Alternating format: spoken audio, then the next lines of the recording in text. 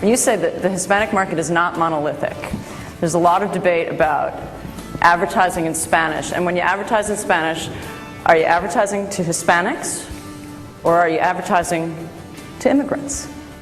Which is different. I'm Hispanic, but I watch Friends. Yeah, I can answer that. Yeah, no, but I think here's what I would say.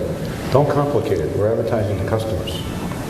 And so whether they're young people or middle-aged people or old people like me, whatever it is, the thing you try to teach our people is not to get too complicated and patronize your customers. The issue is focus on what they like and what they do and what they want to buy.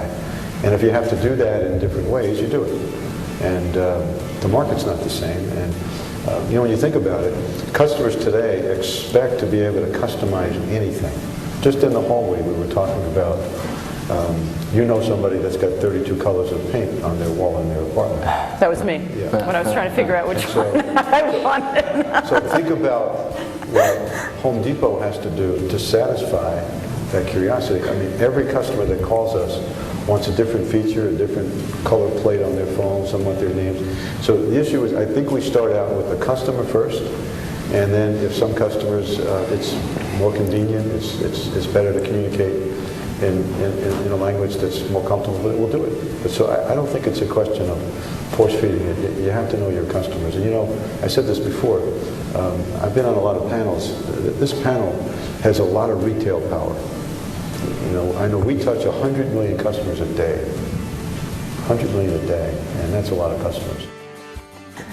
There were some stats that came out from the Pew Hispanic Center where they, when it comes to construction, more than half of all the workers in the construction business are Hispanic. Of questionable legal status, but that's another issue altogether. How does that impact you?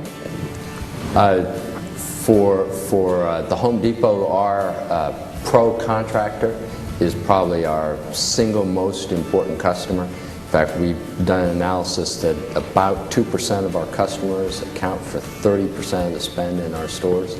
Wow. And if you went into a Home Depot in the morning, particularly the morning hours when the contractors are picking up their work, that is heavily Hispanic customer. We've, because of that, I mean, again, that product selection becomes important. Having bilingual associates is important. Having a pro desk that's staffed with bilingual associates, all of those things have become focal points for us. How important is it to have an Hispanic on the board, and should you have more? Do you want more? Oh yeah, sure. I'm willing to listen. Well, let me tell you the story about Richard Carrion. Some of you might know Richard Carrion. So he's been on our board 12 years. And when I became CEO, somebody said to me, you know, he's a good young guy, you ought to go see him. So I traveled down to San Juan and met him. And he said, what are you doing here? And I just said, I want to meet you.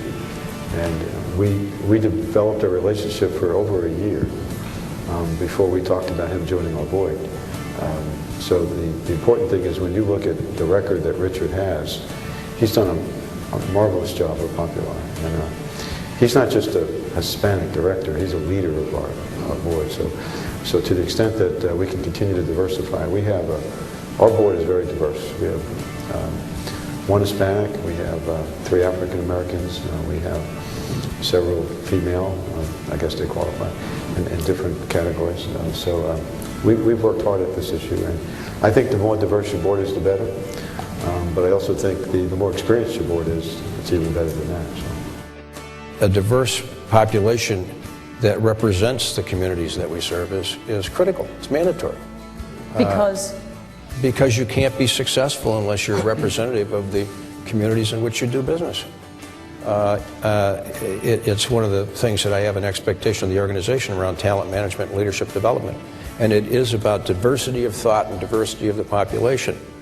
You have to surround yourself with people that are going to give you diverse input relative to your business. Otherwise, you're not going to come away with the best strategies.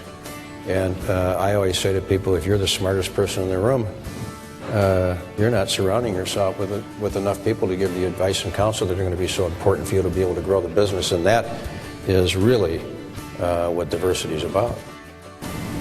Since I'm from New York, I'll give you a technical term. The way you meet directors is you got to hang out. And if you don't hang out, you won't meet people.